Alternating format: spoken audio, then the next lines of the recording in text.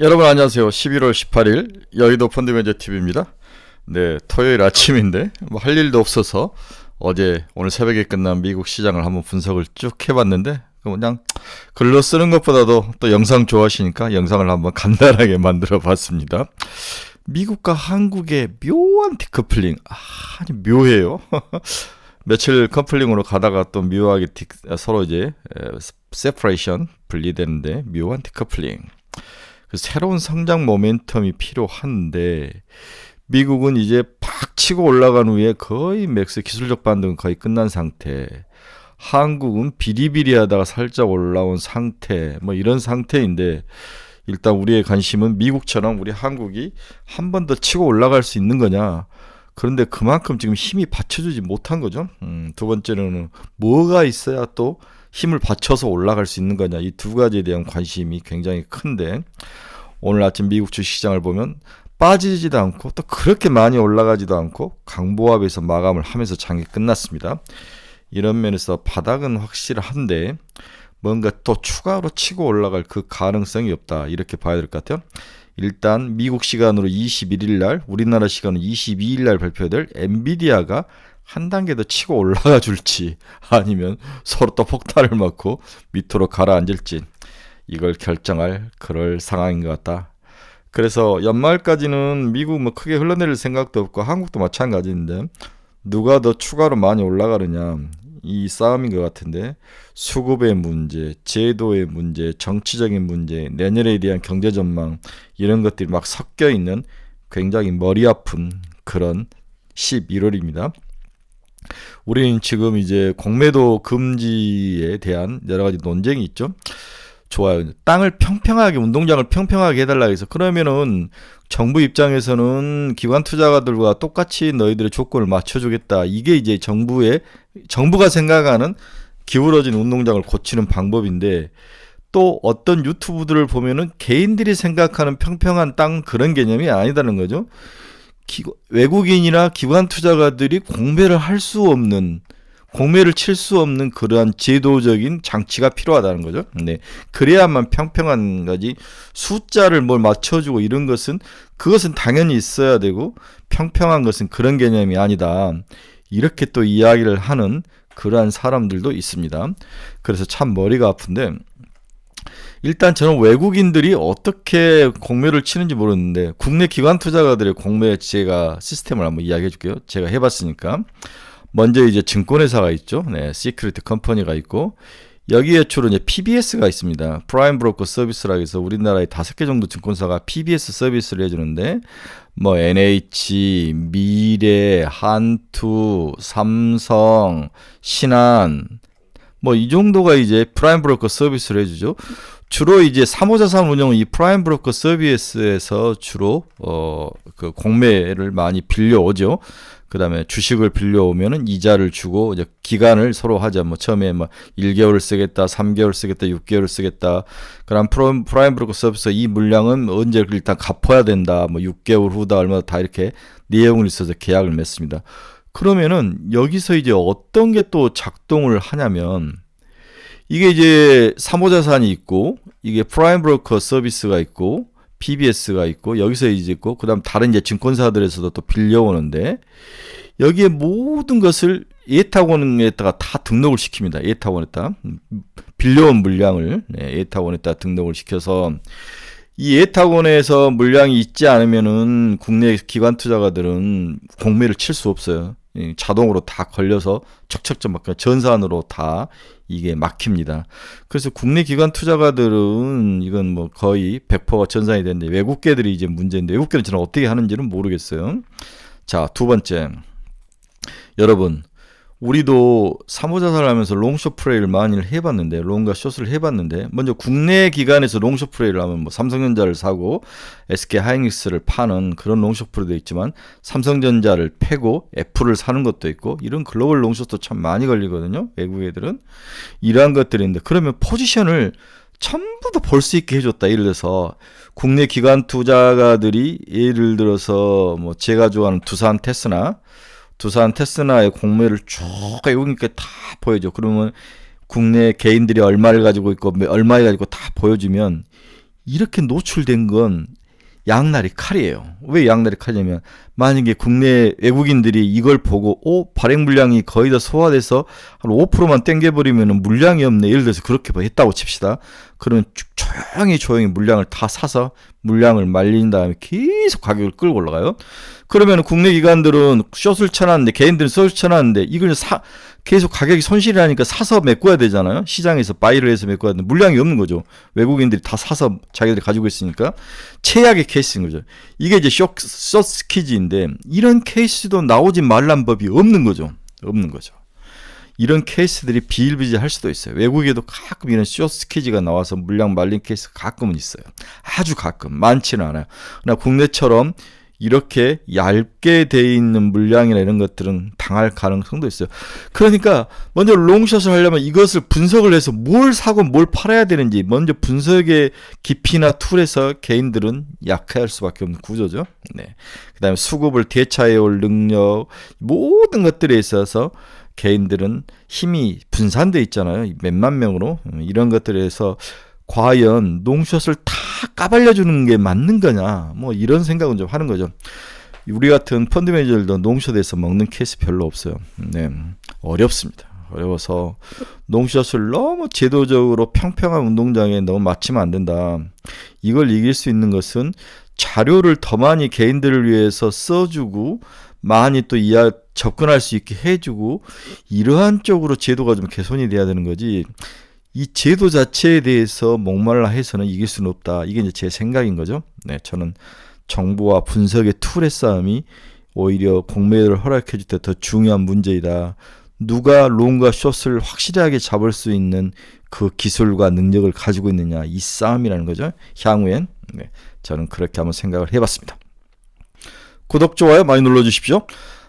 방금 새벽에 끝난 미국 주식시장을 보면 다우는 0.1% 상승, 나스닥은 0.08, S&P는 0.13. 네, 뭐 그래도 나쁘지는 않습니다. 네, 올랐던 거 다 금요일이니까 토요일에다가 다시 살짝 다음 주를 더 좋게 보는 시각도 있었다는 거죠. 아마 엔비디아에 대한 그러한 기대감은 반영이 되지 않았나 그런 생각을 해봅니다.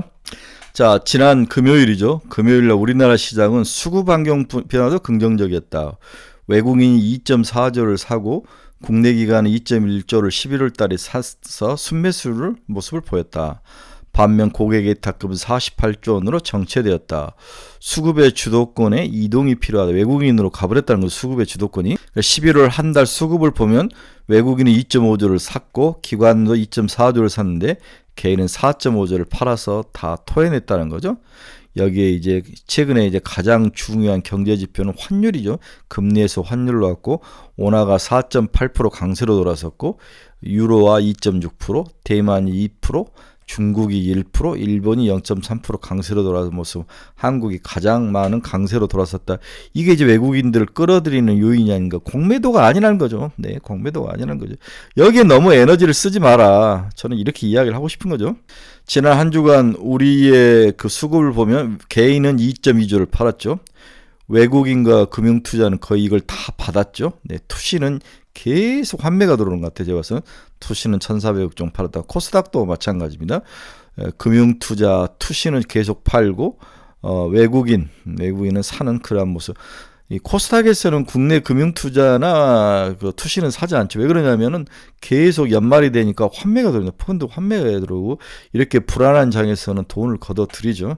이러한 것들이 좀 차이점인데 코스피는 외국인 국내 기관이 지속적으로 사고 이게 인덱스 펀드 형태에서 많이 돈이 들어온 것 같고 그 다음에 코스닥에서는 외국인은 사는데 국내 기관 투자가들은 환매에 대응해서 돈을 빼고 있다 이렇게 볼 수 있습니다. 우리 자금 동향을 봐도 참 재밌는 게 이렇게 계속 고객 예탁금이 빠지다가 최근에 올랐어요. 개인들이 고객 예탁금 47조까지 다시 좀 늘렸는데 이유는 뭘까?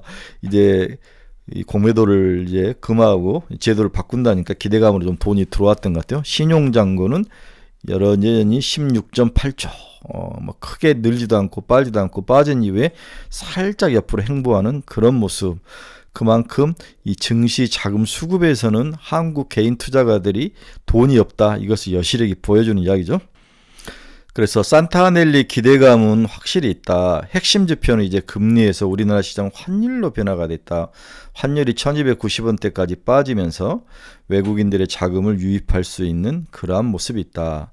달러가暴落한 가운데 104포인트까지 달러가暴落한 한국 수출이 반등에 됐다.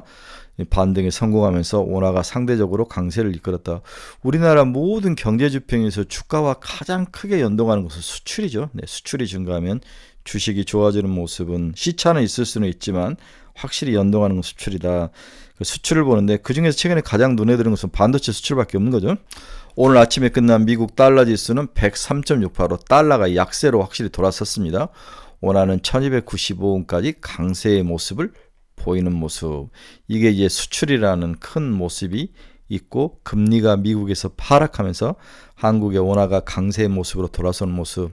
이것 때문에 돈이 들어온다. 이 돈의 역할이 결국 이번에 우리 산타넬리를 지켜주느냐 마느냐 한국 국내 시장에서 산타넬리의 핵심은 외국인들의 자금 유입인데 이 자금 유입에 원화 강세의 트렌드가 섞여 있다. 이게 유발한 원인이다. 그 뒤에는 미국 금리가 하락하고 한국 수출이 좋아지는 그러한 펀드멘탈의 개선이 있었다. 이렇게 일단 이해를 하시면 될 것 같아요. 오늘 새벽에 끝난 미국 주식시장의 금리 한번 봅시다. 2년짜리는 4.894, 1.3bp 상승, 10년짜리는 또 빠져서 0.2 거의 움직임이 없었습니다. 금리는 안정적인 모습을 보이면서 끝이 났다. 한국 시간은 22일 날 발표될 엔비디아는 492달러 0.37% 하락. 테슬라는 0.3% 상승하며 끝이 났습니다. 자, 앞에서 이제 반도체 이야기를 했는데 수출이 반도체가 효자하다. 그건 확실한 것 같아요. 지금 보면은 DDR5와 DDR4가 스팟 가격, 시장에서 거래된 스팟 가격이 반등해서 올라오는 모습이 확실하다. 그리고 이렇게 상승하면 거의 1.5년을 가져. 하락도 1.5년인데 지금 이제 상승이 5개월, 6개월 됐으니까 내년 1년 정도는 반도체 가격이 상승 트렌드를 탈 가능성은 높아 보인다. 항상 초입에 들어온 이후에 가속화될 때가 주가가 제일 많이 오르는데 그게 내년 1분기일 가능성이 높아 보이는 거죠. 이런 면에서 반도체 사이클은 우리에게 내년에 그나마 우리 2차 전지를 이어서 우리의 미래 먹거리를 지켜줄 가능성이 있다. 하나의 걱정거리는 너무 때가 많이 탔다는 거죠. 다 아는 사람들이 모두 반도체 하면 반도체 안 가는 속성이 있는데 이러한 것들이 우려이지만 확실히 우리가 기본 펀더멘탈을 봐서는 반도체 이외에는 내년에 뭔가를 이야기할 가능성은 없다고 봐야 될 것 같아요. 자, 코스피 일목균형표를 봐도 구름대에 닿았죠. 네, 2470. 거의 뭐 2500 정도가 상단인데 이걸 뚫고 가느냐 마느냐의 싸움인 것 같은데 일단은 구름대에 닿았기 때문에 살짝 옆으로 행보할 가능성, 이 가능성은 기술적 지표상으로는 있어 보입니다. 볼린저 밴드에서도 중간 가격이 이게 121선에 닿는 2500이 121선인데 지금 61선이 2470이죠. 그래서 2470, 61선을 살짝 걸쳐서 위에 올라가 있는 그런 모습. 여기까지는 잘 온 거죠. 다음은 2500 수준인데 여기가 산타넬리의 맥스 정도의 모습이다. 이렇게 될 것 같아요. 2470에서 2550까지 가면 뭐 3%, 4%인데 우리 주식으로 보면은 2배 하면은 약 10% 내의 싸움이다. 이렇게 봐야 될 것 같습니다. 그래서 이제 우리나라 주식의 기술적 저항에 도달했는데 이러한 기술적 저항을 돌파할 수 있는 키는 펀드멘탈이 있죠? 네, 펀드멘탈이 있다. 그래서 싼 가격에 대한 매력으로 주가가 이제 치고 올라오는데 그 다음에 모멘텀을 찾아야 될 것이다. 이게 바로 펀드멘탈이고 2500에서 기술적 저항을 뚫고 갈 펀드멘탈의 변화. 내년에 이제 기업들의 실적이라든지 경제 현황에 대한 변화가 향후에 한 번 더 끌고 올라갈 것이냐 아니면 여기서 옆으로 길 것이냐를 결정할 중요한 요인이다. 다 아는 이야기를 하는 거죠. 이제 지난 금요일날 에코프로 머티리얼즈가 상장이 됐습니다. 상장이 되면서 주가가 생각보다 많이 올랐어요. 58.01%. 네, 36,200원에서 44,000원이 박스 그때 이제 수요 측에 있는 36,200원에 돼서 57,200원까지 올라온 거죠. 네, 그래서 굉장히 다행입니다. 대신 이렇게 에코프로 머티리얼즈가 올라오니까 에코프로 BM과 에코프로가 이제 많이 빠졌는데 옛날 두산 로보틱스 빠질 때 두산이 마이너스 14%인가요? 그렇게까지 빠지진 않았는데 나름대로 둘 다는 저는 나름대로 잘 방어를 했다라고 볼 수 있는 것 같아요. 이산 에코프로 머티리얼즈가 돈을 다 빨아왔습니다. 외국인들이 240만 주를 매도를 했고 기간도 230만 주 뭐 그날 당일로 낙업 걸지 않는 것들 다 갖다 팬 거죠. 네. 박모모 씨하고 이제 전쟁을 하지 않기로 했는데 어제 우연히 이제 유튜브를 보다가 박모모 씨가 에코프로 머티리얼즈의 주가를 얼마를 갈 것이냐를 방송에서 이야기를 했는데 한번 봅시다. 향후 3년 이상 매출액을 잡았는데 첫째, 저는 의문을 갖는 게 이게 기술주로 기술특례로 상장도 안 됐는데 왜 3년을 잡는지 나는 그것도 이해를 안 되는 거죠. 그래서 이 양반은 2023년 매출액이 1조 원, 24년 2.2조 원, 25년 5.1조 원, 26점 11조 4조 원 연평균 125%씩 성장한다고 가정을 했는데 국내 기관 투자가들은 어떻게 가정했는지 한번 봅시다. 나 정말 웃음도 안 나와서 국내 기관 투자가들은 이게 이제 파란색이 박순혁 씨가 가정한 건데 내년에는 2.2조인데 국내 기관 투자가는 1.2조 25조 박모모 씨는 5.1조를 가정했는데 1.5조 26년도 많아봐야 국내 기관 투자가들 2조인데 11.4조까지 가능한 거죠. 이렇게 올라간다고 매출액을 가정한 거죠. 그래서 3년을 잡는 것도 이게 기술특례가 아니니까 3년을 잡는 것도 이해가 안 되는데 그 다음 3년 후에 매출액을 11.4이고 11.4조 대 국내 기관 투자 2조 이 차이를 어떻게 극복할 것이냐 저는 이해가 잘 안 되는 거죠. 두 번째 영업이익도 이 사람은 10%를 잡았어요. 그러나 이러한 그 서프라이 체인은 많아봐야 5%예요. 지금 에코프로 BM이 7%에서 6%로 떨어지는 상황인데 많아봐야 5% 이해입니다. 이것도 말이 안 되는 거죠. 그래서 이 양반은 26년에 11.4조에 80%죠. 뭐 법인세 빼니까 9,120억 단기 순이익이 이렇게 날 것이다. 여기에 펄을 30배를 줬어요. 지금 글로벌 여러분이 알다시피 전구체가 9.9배, 10배밖에 안 줘요. 10배밖에 안 줍니다. 30배를 줬어요. 그래서 38만 원. 그렇죠? 네. 이렇게 해서 EPS에다가 펄을 곱해서 27.3조 이것을 주수로 나누니까 38만 원이다. 지금 뭐 55만 2천 원인데 이렇게 예상을 했죠. 자, 다시 한번 정리하면 왜 3년치를 땡겨오느냐. 이게 기술특례도 아닌데 두 번째 예상 매출액에서 차이가 너무 많이 난다. 세 번째 영업이익도 차이가 많이 난다. 네 번째 퍼도 30배를 줄 수는 없다. 이건 거죠. 네, 서로 생각이 다를 수 있습니다. 그래서 한번 이 종목을 한번 재미삼아 한번 내봤습니다. 11.4조 대 2조 누가 맞은지 한번 봐야 될 것 같아요. 에코프로 연가은 에코프로 한번 우리 이제 우리 일반 여의도에서 추정하는 것이 막 꼭 맞는다는 건 아니지만 너무 차이가 많이 나죠. 영업이익률도 너무 많이 차이 납니다. 네.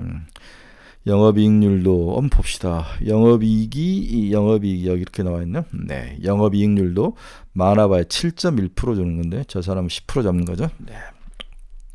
많은 문제점들이 있어는 보입니다.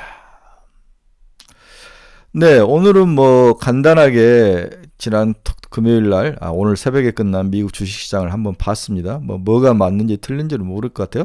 뭐 말로 하는 것보다 주절주절 이야기를 했는데 여러분들이 새겨 들으시기 바랍니다. 자, 마지막으로 이번 주말에는 무슨 공부를 해야 되냐? On-Device AI. 네, On-Device AI. 클라우드에 연결되지 않고 기기 자체적으로 데이터를 수립 처리하거나 기기 내에서 AI 연산 처리가 가능한 데이터 이동을 최소화를 통한 빠른 서비스가 가능하다. 그러니까 우리 핸드폰에다가 AI 기능을 넣겠다는 거죠. 네, 추론할 수 있는 노트북과 PC에서도 다 AI 기능을 소규모로 넣는 거. 그럼 반도체 기술이 바뀌어야 되는 거죠. 모든 것들이. 여기에 대한 자료를 찾아서 공부를 좀 해야 되는데 제가 이걸 좀 공부를 해서 여러분들에게 기본적인 생각들을 한번 올려볼 생각이니까 좀 기다려 주시기 바랍니다. 자, 이번 주말에는 On-Device AI를 공부하자. 아시겠습니까? 네, 여러분들에게 많은 도움이 되시길 바랍니다. 저희 카페에는 제가 On-Device 관련 자료를 올려놓을 테니까 한번 보시기 바랍니다.